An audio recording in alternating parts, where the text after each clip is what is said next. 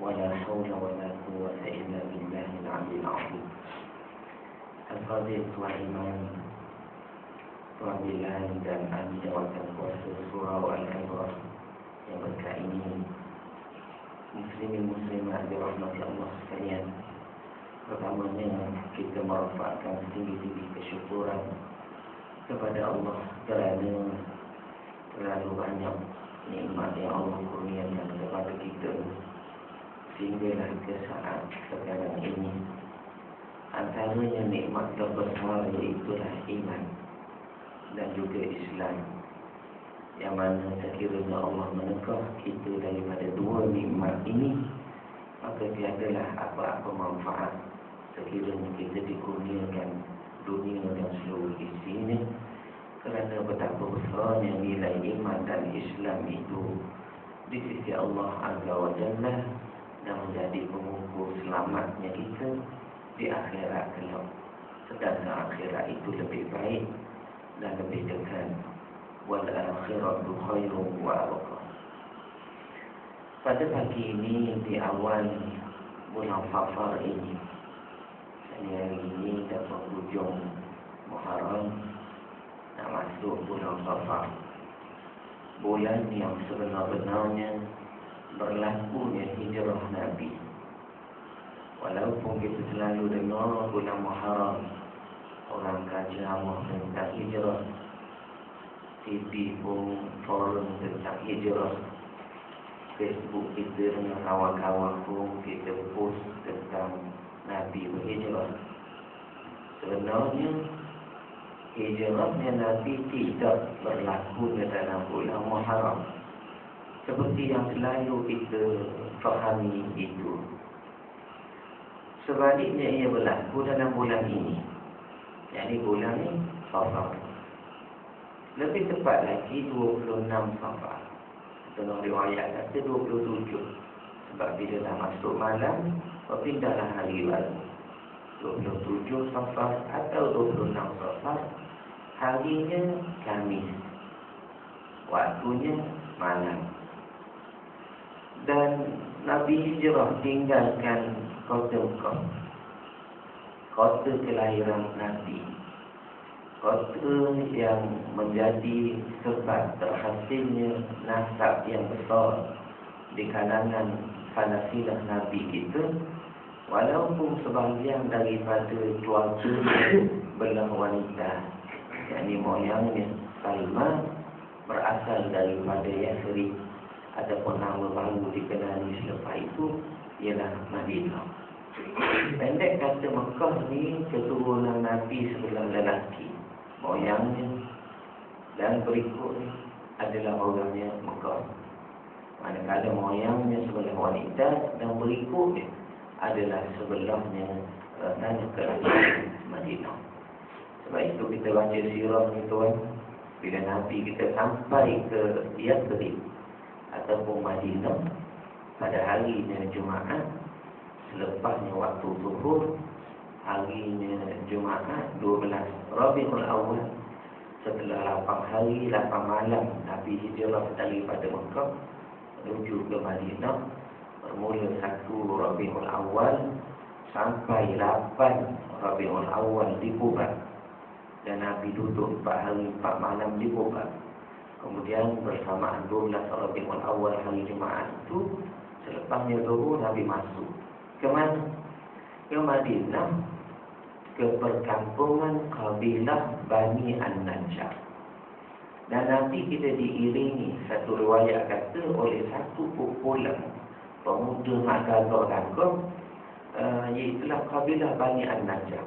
Penuh pedang, akak tinggi-tinggi, bawa Nabi masuk ke dalam. Setengah riwayat kata begitu. Siapa mereka itu? Kabilah Bani An-Najjar, anak-anak Nabi. Itulah ahli keluarga Nabi sebelah Madinah. Sebelah Madinah. Sebab itu kita disunnahkan sangat. Bila kita pergi satu tempat, ada saudara mara, kita singgah rumah saudara mara kita. Inilah yang orang tua kita ajar dulu. Kalau bawa pergi ke Kuala Berang, contohnya, kita beritahu sini, kalau saudara mu ada, ingat baik, ni air long. bagi pula putu. Ni ayam ngok, bagi pula temen. Ni nama kampung saya lah Kelan. Macam ada temen lah. Ni buat pupu, jangan pala, jangan waktu, jangan beranak kita lah. Sunnah dia begitu. Cuma orang kita sekarang tidak tuan.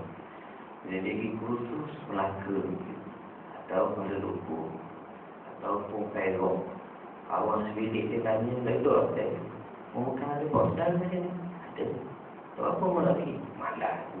Benda semayang cuma aku tak pernah kita. Jadi kita betul. Orang dulu ajar tu betul. Tak secara nabinya sunnah. Itulah. Jadi tuan bulan ini. Yang ni bulan ni Safar. Bulan Safar. Berlaku hijrah Nabi. Sebenarnya lagi pula, ramai orang kata ketika umur Nabi 53 tahun itulah, menurut satu pendapat, Nabi hijrah dengan sahabat. Orang-orang Islam semua ikut belakang Nabi hijrah malam tu. Satu Rabiul Awal. Apakah benar begitu? Jawabnya tidak. Sebenarnya Nabi kita hijrah itu setelah setahun orang-orang Islam di Mekah dah tak ada dah di Mekah. Maknanya setahun sebelum Nabi hijrah, setahun sebelum tibanya satu Rabiul Awal, harinya Isnin yang kita sebut tadi, permulaan Nabi hijrah malam ni, setelah 3 hari 3 malam bersembunyi dalam 2 tahun. Itu bukannya hijrah pertama orang Islam. Setahun sebelum itu sudah pun ada orang-orang Islam diperintahkan Nabi hijrah tinggal ke Mekah. Lalu semua sahabat dah pergi belanja, dan seperti Umar radhiyallahu anhu sudah pergi setahun awal. Ayyash bin Abi Rabi'ah yang tumpang Umar pun telah pergi setahun lebih awal. Abu Salamah yang kemudian terpisah dengan isterinya Ummu Salamah dan anak kecil mereka, walaupun berhasil bertemu balik di Madinah, tak lama kemudian Abu Salamah mati. Pun mereka keluarga ni walaupun berhijrah berpisah-pisah telah pergi dah lama dah sebelum Nabi, mendahului Nabi. Pendek kata-kata Ahlu Sirah, di Makkah itu sudah tidak ada orang Islam lagi, melainkan Nabi dengan keluarganya, Abu Bakar dengan keluarganya, dan orang-orang Islam yang terdiri daripada hamba abdi, fakir miskin yang tertahan, ditahan orang, ditangkap oleh orang-orang kafir Makkah, dan mereka ni tak ada daya upaya dan nak pergi hijrah. Selain daripada mereka, selain daripada Nabi dan keluarganya, Abu Bakar dan keluarganya, orang Islam sudah tidak ada seorang pun, melainkan mereka telah hijrah setahun mendahului Nabi. Ini kena faham dulu kedudukan sirah itu. Dan ramai pula sangka itulah hijrah pertama. Tidak. Hijrah ni tuan, sebelum berlaku hijrah ke Yathrib, umat Islam telah berhijrah. Dekat mana? Habasyah. Yang mana lebih kurang 12 orang Nabi beri keizinan hijrah, Nabi suruh. Kerana waktu tu orang Islam ni ditekan, diazab, dipukul, siapa masuk Islam diseksa, tuan mewajibkan hafalkan seksa hamba abdi. Bila dia orang kita tahu sejarah, saya tak membaca lah, tuan-tuan dah tahu lah ke dah. Ni pun bukan dia ikut malas nak mengajar daripada tuan ni tahu lah ke tau. Tahu lah ke tau. Tapi lah cuma mengingat saja. Ya, bila diseksa keluarga Yasin, Ammar disulut. Sehingga Nabi Abu Bakar tengok ketika itu kekuatan tak ada kita ni orang Islam. Sebab orang Islam ketika itu tuan-tuan lebih kurang dianggapkan 15 orang itu. Itu pun terdiri daripada orang miskin, orang melarat. Mana kita kira juga orang-orang yang fakir miskin, hamba abdi, orang melarat masuk Islam. Diseksa. Sehingga Nabi Abu Bakar tengok. Dan Nabi beri jaminan. Sabarlah. Aku jamin syurga. Oh gitu. Dan tak ada kekuatan. Begitu juga Sayyidina Uthman, tuan. Kalau kita baca riwayat yang awal dia peluk Islam, dia ditangkap dan digulung dalam tikar, lalu digantung kepalanya ke bawah, kaki ke atas, dan dipanaskan di atas bara oleh bapa saudara dia. Pendek kata ketika itu, Islam ni orang hanya nampak sebagai satu agama rekaan dan juga tak akan berkembang lama. Mungkin setahun dua kita bunuh pengasasnya, maka Islam pun tak ada, bahkan tak tercatat dalam sejarah. Tapi adalah sesat sekarang itu, walaupun dalam 2 tahun, baru 2-3 bulan pun terkenal dah sampai ke Mekah, sampai ke Tanah Arab, orang tahu. Di Malaysia ada orang jadi Tuhan. Mula yakin, mari lumpuh sebelah badan, tunggu pula Tuhan baru dunia sikit. Habis kat dunia sikit lah, Tuhan halung di Pahang boleh. Oh bahaya tu. Saya berbalik pada Pahang. Balik pada Pahang semalam daripada Melaka. Sampai malam tadi, abang langsung tidur di Kuala Lumpur, dia pun mikir lagi. Bangun pagi tadi, dia 2-3 kali kejut. Tutup mata sebab aku janji tak betul dengan sini. Kemarin tu aku dia nak tidur dulu depan surah ni. Nak takut terlanggar janji. Bawa balik pada Pahang lah. Isunya ajaran sesat. Ajaran sesat ni saya beritahu pada masyarakat. Tuan ingatlah, banyak lagi tak mau kata faktornya, tetapi ia menjurus. Yang sesat ni dia tak lagi paling kurang 3 benda. Ingat, kalau ada 3 benda ni, hati-hati baik. Pertama, ajaran itu menjurus kepada duit atau kebenaran. Pitih lah kita kata. Kalau menjurus pitih sangat, duit sangat, pitih sangat, duit sangat, biasanya sesat lah. Sesat. Sebab tu kalau JK surah minta pitih sama, mengaji lagi sikit tu. Contoh saya kata, nak siapa tuan kalau habis pitih sama, ini tuan kena berhati baik.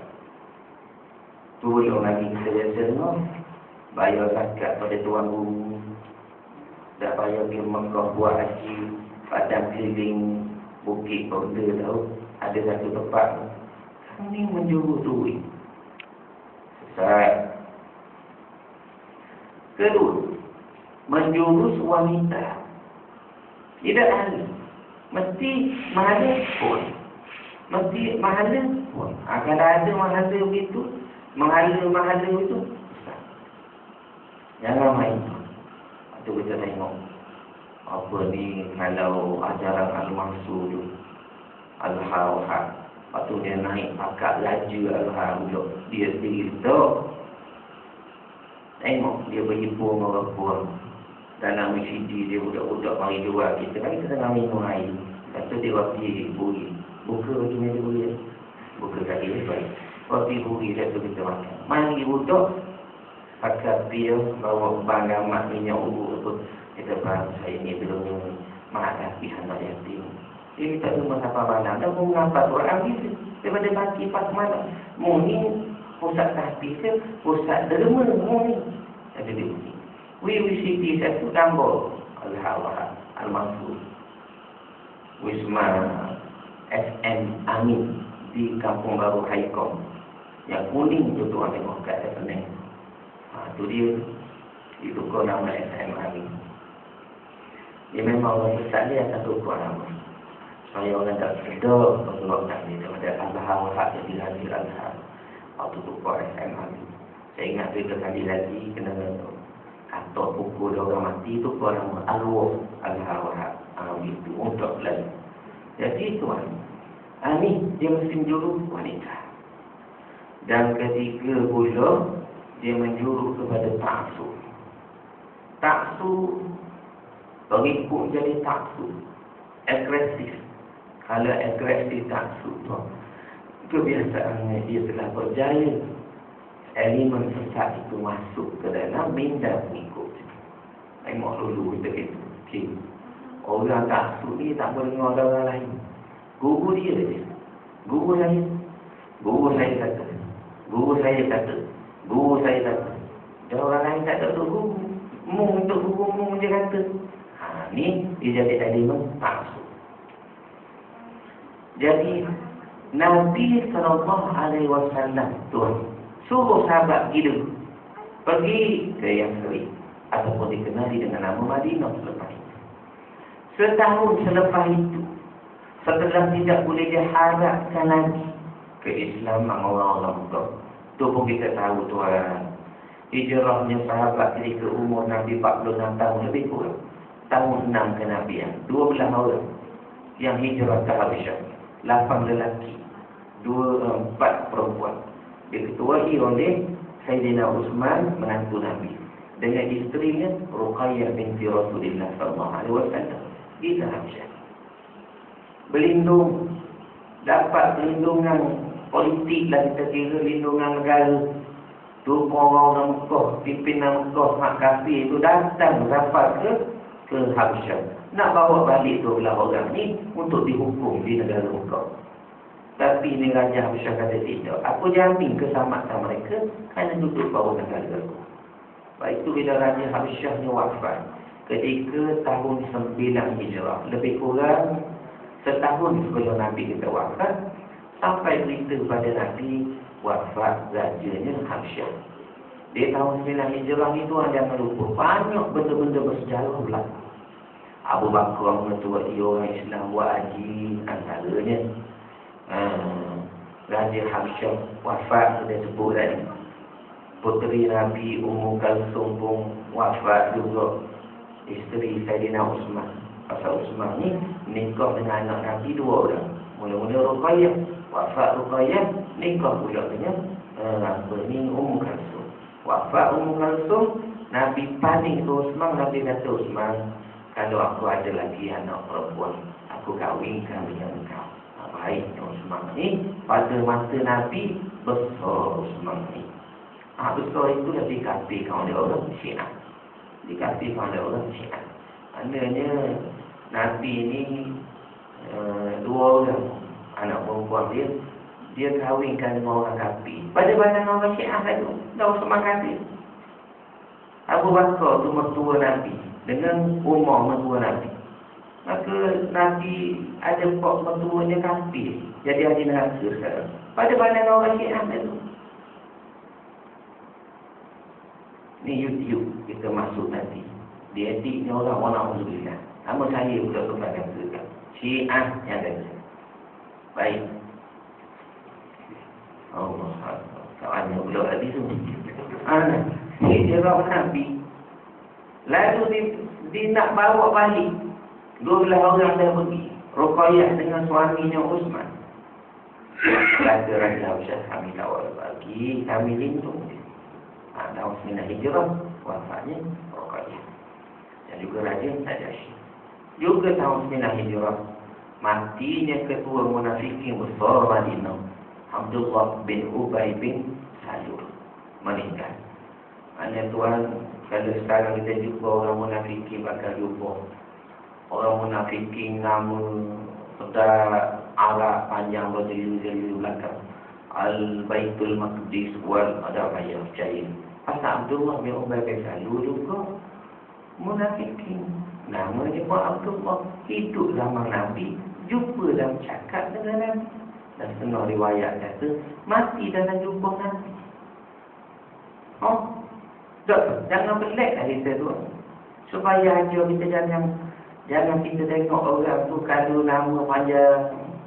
Kalau orang kita ni pelik. Kalau ulama kat luar negara, cium tangan pas kaki, pas tubuh pinggang. Tapi kadang-kadang ni dah jadi satu trend orang kita. Kalau luar negara, bukan kata tak boleh. Tapi takut kita tersilap pilih dan berlaku. Seorang Arab datang sini. kadang dia menipu orang. Oh, sini dijadikan wujudkan ulama. Apa ni berlaku sampai dia terlantar pergi. Tapi tak dikesan dapat dikesan. Bahaya tu. Mati ni Abdullah bin Ubay Salul kata yang kadang jumpa Nabi. Dia kata nak mati nak jumpa Nabi. Dia ni lah orang yang paling banyak memusuhi Nabi. Bermani muka depan Nabi. Kata Al-Quran, waktu lautu dihinu faidihinu.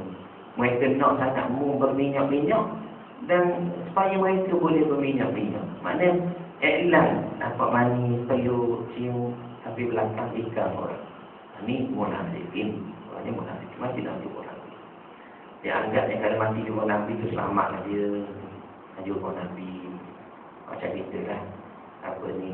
Tak pergi semayang berapa. Sebab kita ada kelambu Kaabah semua. Seperti kelambu Kaabah Mekah dia nak ambil duit ni. Aku dah tahu dah biar aku. Ada. Ni dia. Lalu tuan. Orang di Makkah sudah tidak diharapkan Islam lagi. Harap doa, sebenarnya jelas doa, nyelawang Nabi, menyongek-nyongek. Sampai akhirnya tahun 10 kenabian, umur Nabi 50 tahun. Tahun itu dikenang-kenang dalam sejarah Islam sebagai tahun duka cita Nabi. Dipanggil Amul Huzni, tahun Nabi sedih. Sebab apa? Nabi kehilangan 2 tonggak dakwahnya. Satu Islam, satu bukan Islam. Kita isterinya 2 bulan selepas itu wafat bapa saudaranya Abu Talib. Setengah riwayat kata bukan 2 bulan dah, 3 hari. 3 hari meninggal pula bapa saudaranya. Maka dikenal dalam sejarah Islam tahun Nabi sedih. Sedih Nabi kerana dakwah baru nak meluncur dalam keadaan gaya begitu. Isterinya yang jadi sumber kekuatan meninggal. Kita baca dalam sirah tahun pertama Nabi dilantik jadi Nabi daripada gua Hira. Nabi balik keluar daripada gua tu setiap kali pandang ke langit, Jibril menampakkan dirinya. Aku Jibril, engkau pesuruhnya. Aku Jibril, engkau Rasulullah. Sampai Nabi ketakutan. Oh, dah takut apa duduk dalam gua. Tiba-tiba dipeluk. Dipeluk. Ya, Pak Ali Sudah. Ini cerita dia lah. Dia kata, satu rumah 17 tahun tak duduk. Kemudian, satu kenalan duduk situ dengan isteri dia. Jadi tuan rumah tu tak berkira sangat tentang saya. Dia kata, berapa kena bayar jaga orang, tak jaga orang apa sama-sama kita ni. Dia sebut gitu.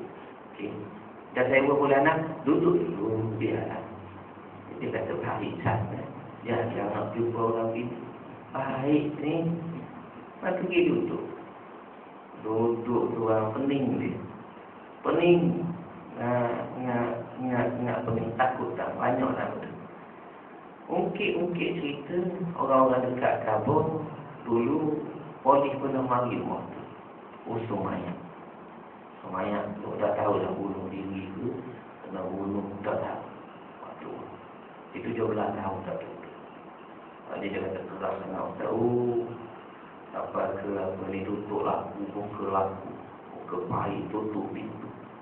Saya baca Quran tutup laku. Sampai saya buka laku pun. Tak tahan. Dia tak, dia berhenti. Keluar. Puan. Orang kata. Ialah. Cerita saya bukan. Cerita itulah keadaan 17 tahun. Oh, jangan tuan takut. Kalau kita pergi pun barangkali pecah jumpa lagi itu. Tinggal situ. Kalau nak kata, aku kena pergi rumah tu jumpa ada lagi situ. Mana takut kan. Baik. Tuan guru Amunding kata jangan cepat sangka. Bukan-bukan. Kalau bunyi guru-guru ada siding tu musang. Jangan takut. Kalau bunyi belakang ikat tik-tik pengawalan tu ekor dicok. Bukan. Jangan takut. Kalau dia duduk main waktu banyak kali, cakap kata gini. Saya ingat tuan guru kata apa? Jangan main belakang. Itu kalau berani keluar lah. Gitu. Kata tapi tak ada tuan sedama. Tidak. Baik. Ya. Di gua Hira, dipeluk Nabi. Balik. Siapa yang tenangkan isterinya? Jadi, dengan kematangan Khadijah, 15 tahun lebih tua pada Nabi. Wafat Khadijah umur 65 tahun. Ambil 350. Dan pengalaman dia berkahwin, setengah riwayat kata dah 2 kali. Sebab tu Nabi kahwin dengan Khadijah ni ada anak tiri. Antara namanya, seingat saya Hindul. Anak perempuan Khadijah. Seingat saya lah. Anak tiri Nabi. Meninggal wafat, maka sedih Nabi.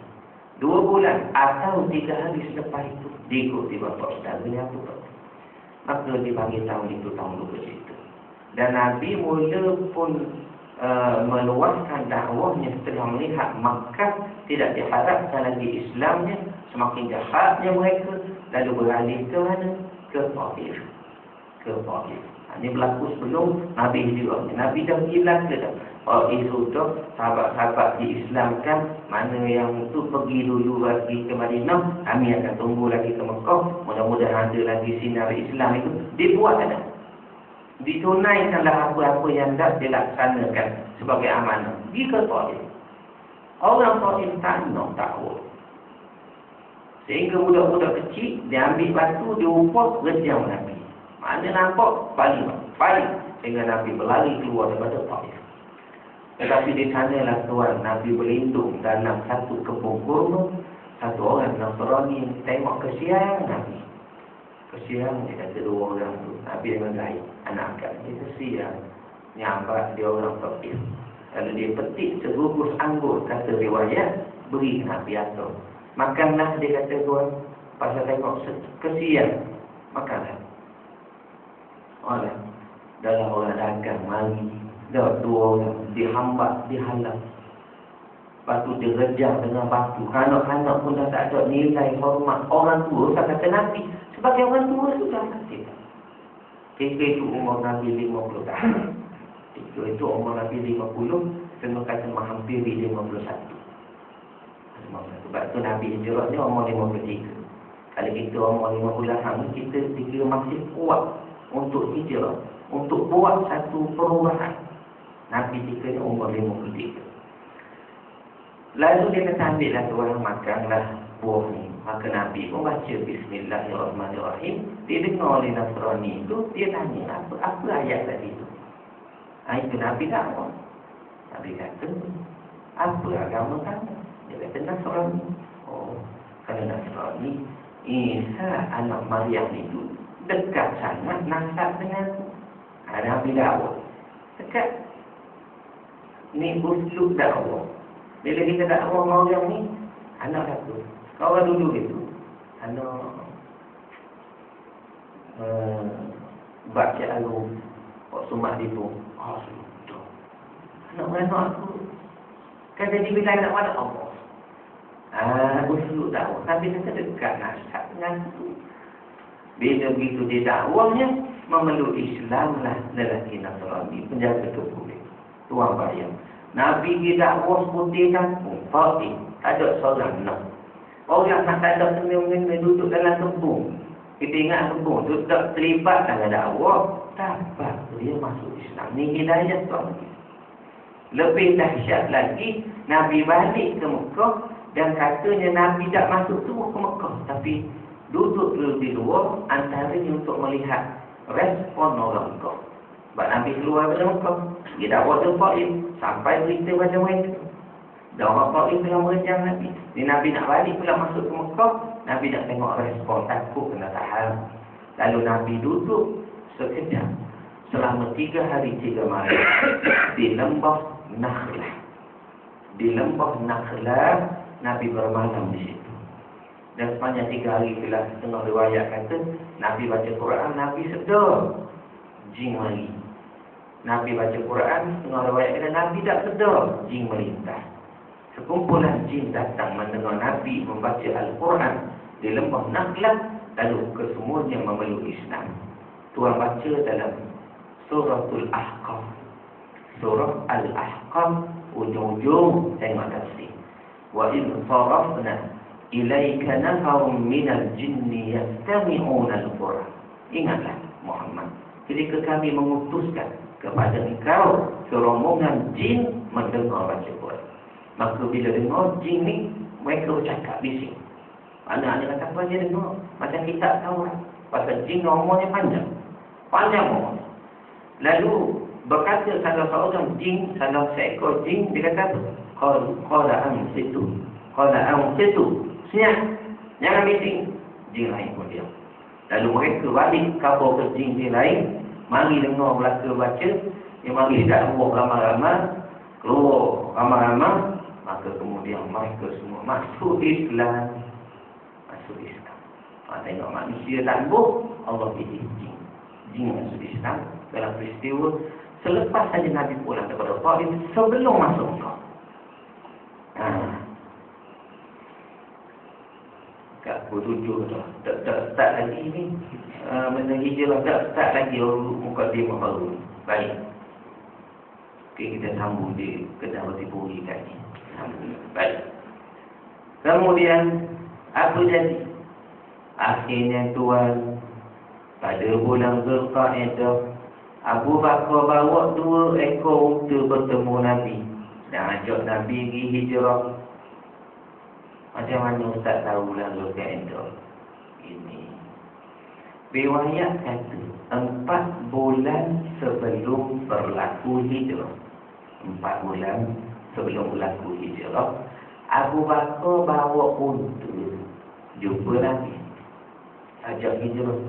Nabi kata, kita tunggu Allah perintah. Abu Bakar tanya, apakah engkau masih menunggu? Engkau juga tunggu Allah perintah baru kita nak hijrah? Sebab Abu Bakar tanya, kerana orang lain dah gerak dah. Adakah kita kena menunggu sampai Allah suruh? Ya. Abu Bakar buat balik 2 ekor unta tadi kerana tak jadi hijrah. Diikatnya di sebatang pokok. Lalu diberi makan daun-daun yang kering dan gugur selama 4 bulan. Mana fahamlah kita. Safar mundur 4 bulan sebelum digunakan balik kenderaan tadi pada bulan Safar. Safar, Muharram, Zulhijjah, Zulqa'dah. Itu dia. Itu kena gitu sikit. Jadi Zulqa'dah peristiwa itu. Lalu Tuhan sampailah masa Nabi nak hijrah. Tuhan ni bila nak buat satu benda kerana mengimbangi kehendak ataupun amalan hidupnya manusia, maka dibuatnya sebab musabab. Sebab musabab ni kita belajar makmur. Allah tidak perlu pada sebab untuk menzahirkan kudrat dia. Sebab Tuhan ni, Tuhan yang menghendaki sesuatu. Tidak ada yang campur tangan dalam urusan dia. No. Mana kerana itu, kerana ini, sebab itu, sebab ini. Tidak perlu bagi Tuhan. Tapi Tuhan buat sebab itu, kerana ini, kerana mengimbangi iman manusia. Ataupun mengimbangi tata cara sunnah hidup manusia, alam atau dunia. Betul kita kata, apa dah makan? Dah masa ada surat. Betul. Tapi dalam perut ibu, apa dah makan? Kita tak ada tak surat. Pasal waktu itu caranya lain. Maknanya keadaan alam atau dunia, ia mesti ada undang-undang ni. Undang-undang ni bersebab. Bersebab. Okey. Contoh kita kata orang mati. Gung mati. Kita tanya, mati. Belanggur. Kan sedap bunyi. Belanggur. Oh, patutlah. Kita boleh terima. Patutlah. Dah budak mati semalam, saya semalam, kata belanggur kat kaki lah. Kalau belanggur, kaki lah penuh tu. Dia tiup kau. Pasal jadi nak bawa laju dah tu. Apakah tu laju?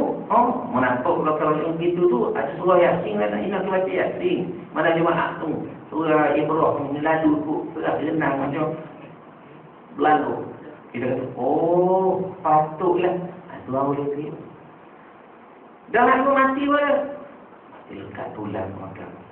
Astagfirullahaladzim. Dah kawan dia. Atau mati dah tak makan. Kebulu kan. Hak ni makan untuk apa tulang mat. Kita kata oh patutlah. Jadi tuan boleh ni. Mari kita buat lolok. Sebab apa dia mati? Tak tahu. Sudah tahu mati gitu. Dah gitu tengah-tengah pun mati gitu. Tentu tuan betul-betul penting tuan. Anak dia kecil lagi. Bini dia baru lagi. Dalam kurungan nombor 2. Contoh lagi. Contoh lagi dia kata, buat apa gini? Jadi Tuhan tidak beri pada sebab. Tapi kerana sunnah hidup atas dunia. Undang-undangnya. Sebab. Tak dulu SPM. Tak apa. Buat apa? Sebab ada PN Julai. Jadi sebab tu orang boleh. Alhamdulillah lebih lagu ya. Itu dia. Jadi Tuhan buat bersebab. Hijrah Nabi. Padahal kita kata tu orang. Apa salahnya? Orang Mekah tu masuk Islam lah. Kelah. Nabi pun tak payah tinggal Mekah. Sebab akan datang Mekah dibuka juga oleh Nabi. Jangan daripada mu dipaksa akan datang dan malu tunduk pada Nabi. Baik sekarang mu buat baik terus. Sebab akan datang Nabi ni akan jadi sekian. Nabi ni akan sekian. Akhirat kalau Nabi beri syafaat. Tapi kerana dunia ni tidak begitu sifatnya. Akan ada orang jahat dan ada orang baik. Setiap Nabi akan ada musuh di kalangan orang berdosa. Ini kata Al-Quran, sunnah Allah.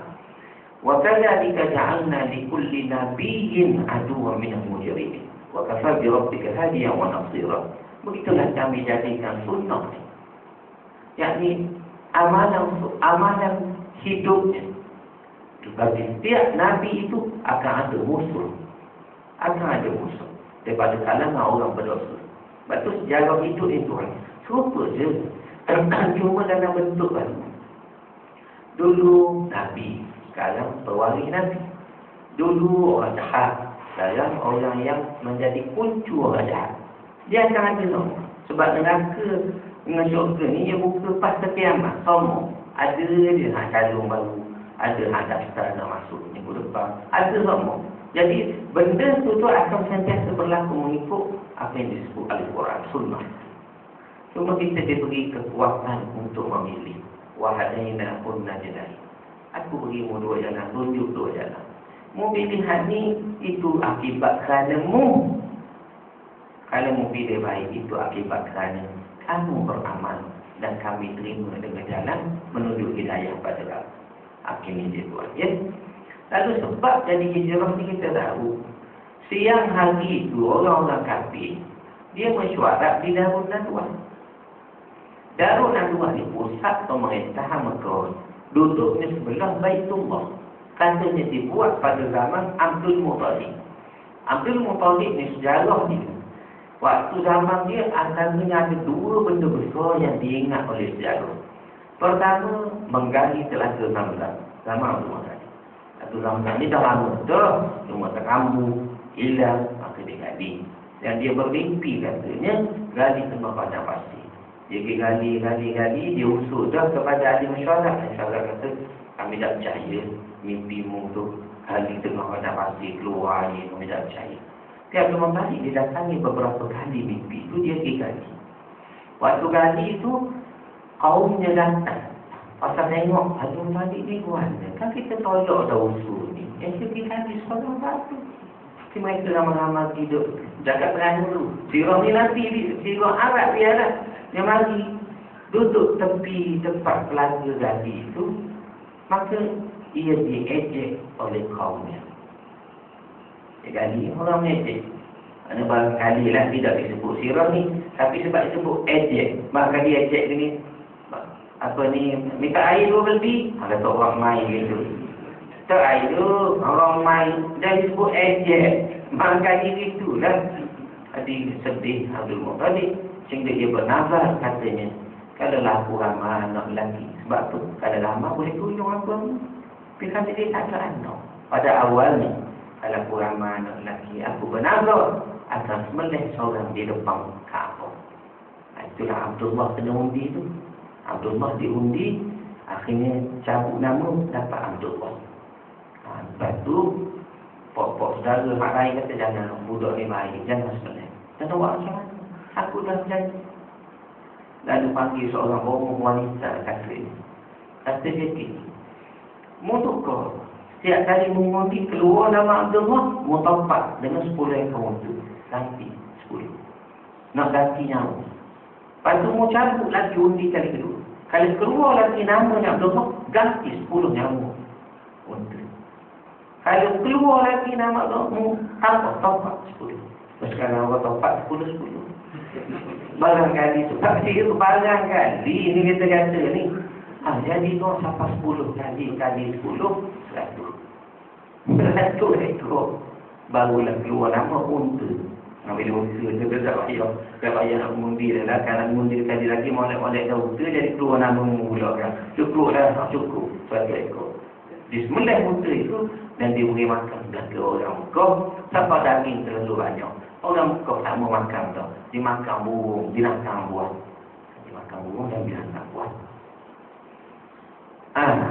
Satu dia ganti belaka Ramzan. Kedua dia bina pusat pemerintah Mekah, iaitulah Darun Nadwa. Dia pun tak pernah fikir akan datang cucunya akan dibincangkan di situ untuk dibunuh. Kalau tahu orang tuan, kalau tak payah buat, boleh tangkap tu untuk nenek moyang hak jahat hari tu. Maknanya cucumu lagi nak bunuh cucu aku bunuh mu lalu lah, supaya cucumu tak tahu kan. Senang kan. Mereka tidak pernah menyangka di Darun Nadwa itu akan ada satu perbincangan keji membunuh Nabi dengan cara-cara nak bunuh. Cuma tuan kena ingat ini. Kita kena letak kepercayaan pada orang bila sedikit. Jangan kita letak melampau. Sebab kita akan kecewa melampau. Tak sikit. Dia ustaz betul, tapi dia lelaki. Kena letak gitu. Tuan kena letak gitu. Kenapa ustaz dia maksum tu, kata tu buat tu. Tak boleh. Dia lelaki. Waktu dia makan, dia orang kan. Jadi tuan boleh terima. Patut dia makan, dia orang kan. Tuan boleh terima tu. Sebab tuan letak berita sikit. Jangan kata, dia ustaz takkan dia makan minum. Takkan dia tidur apa. Mesti dia berzikir semua. Kalau gini, otak tuan-tuan perlu dibaiki. Ustaz tu lelaki, dia ada nafsu, setan mari lebih besar lagi. Jadi tuan kena ingat. Imanlah yang mengukurkan. Hak dia mengajar tu betul tak macam dia pegang. Kena ingat gitu. Kita pun tak boleh cakap banyak dah. Kita nak habis di sini saja. Tuan pun nampak masa klik-klik tu sebagai isyarat untuk saya berhenti terus di sini. Dan kamera pun nampak klik-klik pun nampak tak orang dan tak. Malah dah kita berhenti di sini. Aku lu qawli hadza wa Assalamualaikum warahmatullahi wabarakatuh. Marilah kita baca Fatihah sekali tuan. Hadiah kepada mak ayah kita dan untuk nenek kita. Dan guru-guru kita, mudah-mudahan mereka selamat dan kita pun selamat. Ya Allah. Al-Fatihah.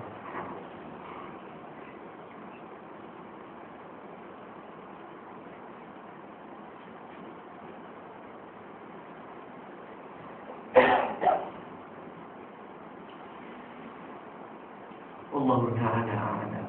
Assalamualaikum warahmatullahi wabarakatuh.